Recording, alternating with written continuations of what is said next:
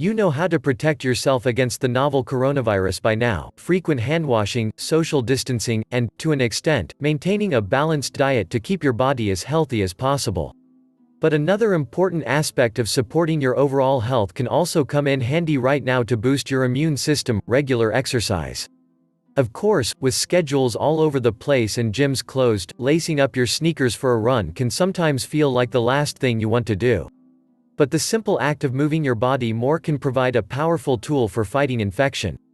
The catch?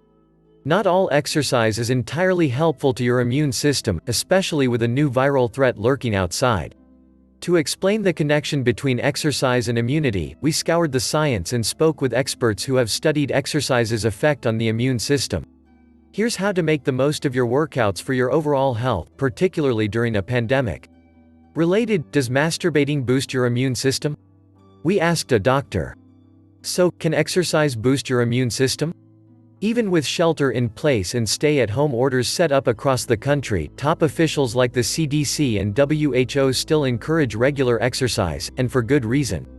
In addition to improving your mental health, a 2019 scientific review in the Journal of Sport and Health Science found that exercise can improve your immune response, lower illness risk, and reduce inflammation. The study looked at acute exercise, meaning that of moderate to vigorous intensity lasting less than an hour. The study mainly examined walking, but that could also mean an elliptical workout, a spin class, or even a run. Study author David Nieman, DRPH, a professor in the Department of Biology at Appalachian State University and director of the university's Human Performance Laboratory, tells Health that typically, people only have a small number of immune cells circulating around the body. Those cells prefer to hang out in lymphoid tissues and organs like the spleen, where your body kills viruses, bacteria, and other microorganisms that cause disease. Because exercise increases blood and lymph flow as your muscles contract, it also increases the circulation of immune cells, making them roam the body at a higher rate and at higher numbers, says Nieman. Specifically, exercise helps to recruit highly specialized immune cells, such as natural killer cells and T cells, find pathogens like viruses, and wipe them out. In Nieman's 2019 review, participants who took a 45-minute brisk walk experienced this uptick of immune cells floating around the body for up to 3 hours after the walk, Nieman explains. While you do get an immediate response from your immune system when you exercise, that will eventually go away, unless, that is, you keep working out consistently. If you go out for 45 minutes of exercise the next day, this all happens again, Nieman says. It all adds up as time goes on. In fact, another study from Nieman and his team, this one published in 2011 in the British Journal of Sports Medicine, found that those who did aerobic exercise 5 or more days of the week lowered the number of upper respiratory tract infections, like the common cold, over a 12-week period by more than 40%. Related: what exactly is aerobic exercise and why should you add it to your workout routine? Think of the lasting immune effect of exercise like this, Nieman explains. Say you have a housekeeper come over to clean your home for 45 minutes most days of the week. The house will look a lot better on that first day than if someone never came. But the more frequently the housekeeper comes back, the better and cleaner the house will look. Exercise really is a housekeeping activity, where it helps the immune system patrol the body and detect and evade bacteria and viruses, Nieman says. So, you can't necessarily exercise one day here and there and expect to have an illness-clearing immune system. Come back for more movement on the regular, though, and your immune system is better prepared to wipe out sickness-causing germs. This holds up, even as you get older, according to another 2018 review article published in the journal Frontiers in Immunology. Another benefit of exercise is that it decreases inflammation in the body, which, in turn, can also improve immunity. In fact, some research, like the 2004 study in the Journal of the American Geriatric Society, links decreased levels of inflammatory markers to those that exercise more often and have higher fitness levels. And Nieman says that goes hand in hand with immunity. When immune cells try to function with inflammation, it puts the immune system in a chronically inflamed state too, he says, which makes it harder to fight infection. To cut down on inflammation, kick up your activity level. Related: 13 ways inflammation can affect your health. What's the best type of exercise to boost your immunity? Most studies, including Nieman's, looked at aerobic activity, think walking, running, or cycling. To gain the benefits, it's best to push the pace a bit when walking. For most people, we're talking about a 15-minute mile, Niemann says of the average pace that led to promising results in his studies. That's sufficient stimulus to recruit immune cells into circulation. For other forms of exercise, aim to reach about 60% of your VO2 max or about 70% of your max heart rate, Niemann suggests. There's less science on high-intensity interval training workouts, or HIIT, a popular type of exercise, and whether they help your immunity.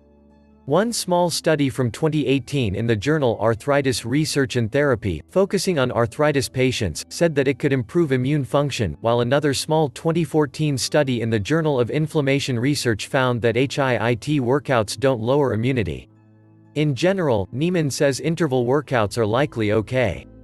Our bodies are used to this back-and-forth nature, even for a few hours, as long as it's not unrelenting high-intensity exercise, he says.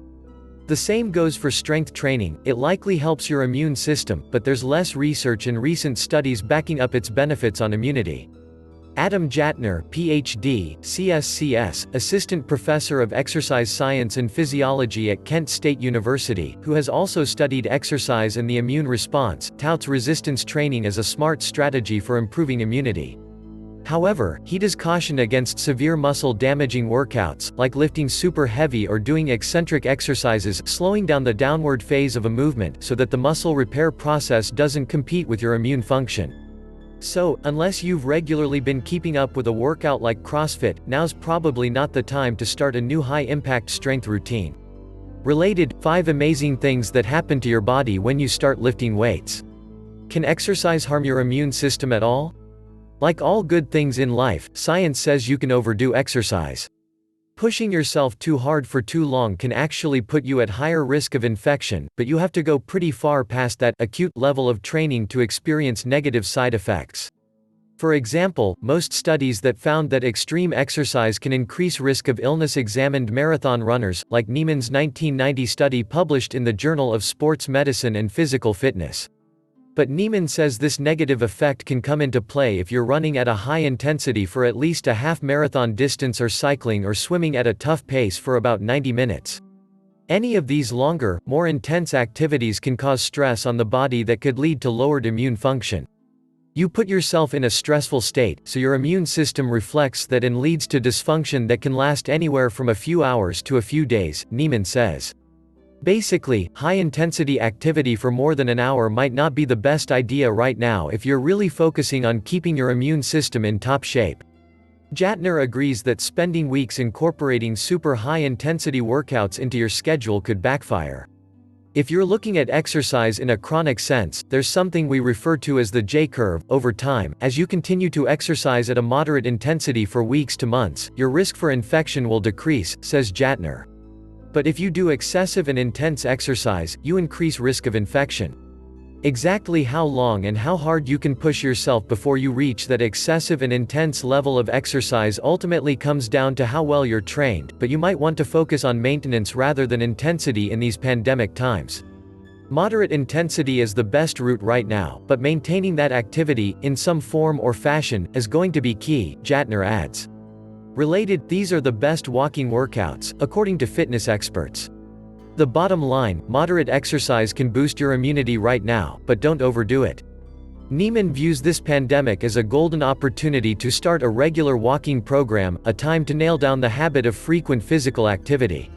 While other lifestyle habits like eating fruit, managing stress, and getting quality sleep can also help reduce risk of illness, Niemann says exercise is potentially the most powerful habit that people can adopt right now as we're coping with this new and novel virus. If you're super new to exercise and have your doc's approval to start a fitness program, Jatner suggests going out for even just 10 minutes, 2 to 4 times a day. Then work on gradually increasing that time.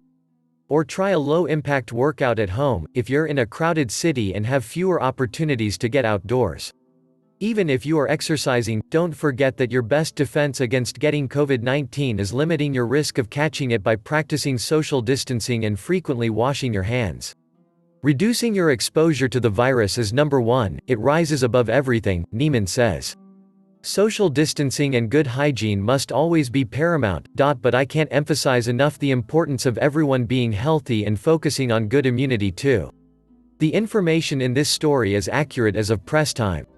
However, as the situation surrounding COVID-19 continues to evolve, it's possible that some data have changed since publication.